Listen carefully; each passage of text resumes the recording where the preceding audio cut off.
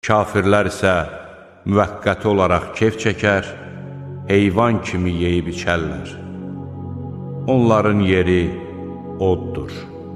Qoy onlar bir müddət yeyib içsinlər, əylənsinlər və xam xəyallar onların başlarını qatsın.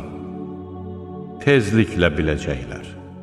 Bu dünya həyatı əyləncə və oyundan başqa bir şey deyildir.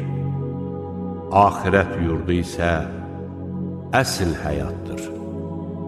Kaş ki biləydilər. Onlar dünya həyatının görünən tərəfini bilir. Axirətdən isə büsbütün qafildilər.